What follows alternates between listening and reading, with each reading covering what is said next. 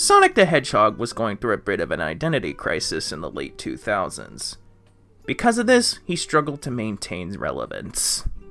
But then Sonic Colors released in 2010. Developed by Sonic Team, the game attempts to bring Sonic back to basics. The gimmick of this game is the introduction of the Wisps. These little guys allowed Sonic to traverse the stages in many different ways while maintaining his signature speed. Sonic Colors was a much-needed return to form and earned a positive response as a result. The Wisps ended up becoming a series mainstay starting from this game. But since the original Wii didn't support patches, I figured we'd take a gander at Sonic Colors Ultimate, developed by Blind Squirrel Games. I've been wanting to review this game since my Sonic Generations video, so let's pop in the game and save those aliens!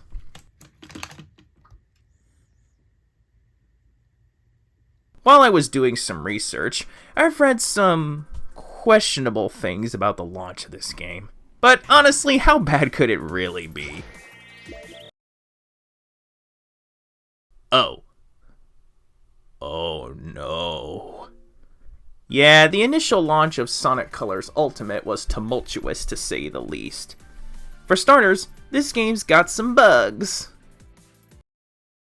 Sonic? Where'd you... What the hell was that?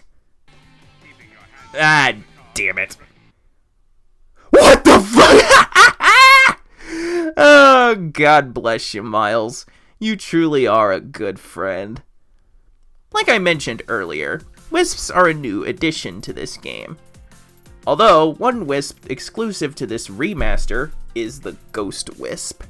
The Ghost Wisp can phase through objects. Nothing unusual to see here. But what is unusual is getting stuck while attacking an enemy and being unable to move for a few seconds. I swear to you, I can't cancel this. What the hell is happening?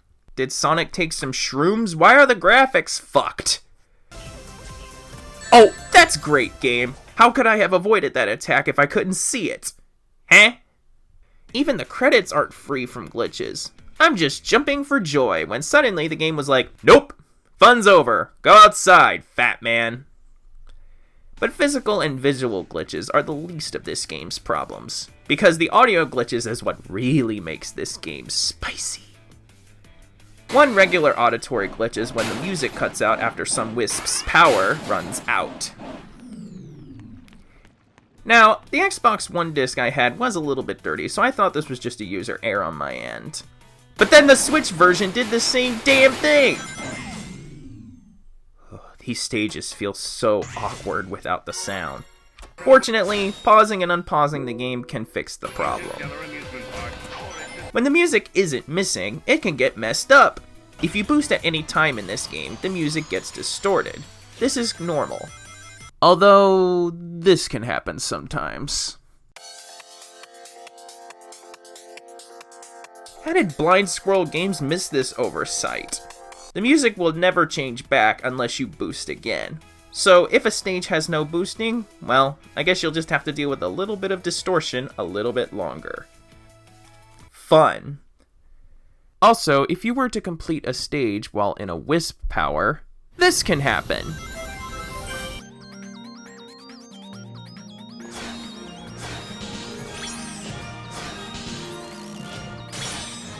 I know Sonic is trying to save you, but can you be any more clingy?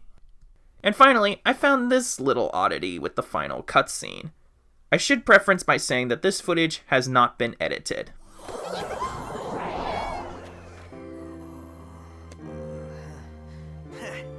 Sonic, are you okay? Man, I can't believe you made it through that. This also happened to me on the PS4 version, for the record. That thing's translating pretty good. Yep, I finally got all the kinks out. We can talk to them perfectly now. It's not the only thing that will be thrown out of whack. If you decide to do Sweet Mountain second and you get to the boss of the world, this happens. Pay up, Tails. I told you he had an evil plot, and coming here was a good idea. There it is, straight from the horse's mouth. God help any deaf person. This game doesn't just have bugs, It also manages to have frame rate problems as well. The PS4 and Xbox One versions try to run at 60 frames a second. It usually achieves this goal just fine. But my first loading screen didn't exactly give me a good first impression.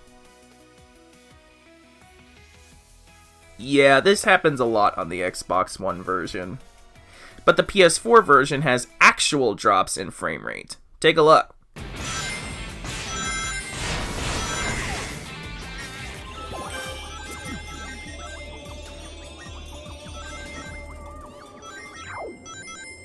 Yeesh. Going underwater must be hell for Sonic. And oh my god, the PS4 version has the absolute worst frame rate during the credits. Ugh. The Xbox One version, on the other hand, actually might be the most stable version when it comes to the frame rate.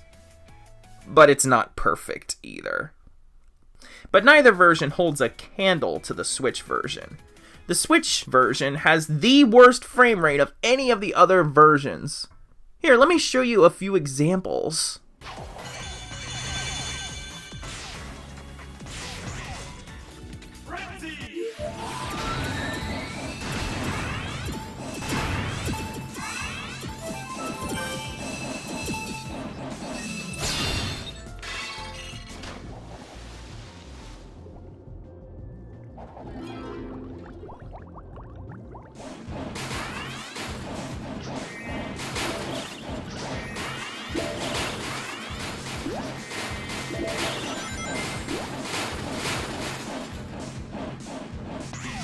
For the record, the base frame rate for this version is 30 frames a second.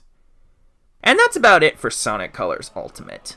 The gameplay is very fun, but it's just not that great of a build. The game really needed a few more weeks in the oven. You shouldn't need to release a patch in order to fix the bugs in this game. If you really do want to get this remaster, I will preface by saying that the PS4 version might have fewer bugs, but the Xbox One version has a more stable frame rate. But no matter how you look at it, dodge the Switch version like the plague. Your $40 will thank you later.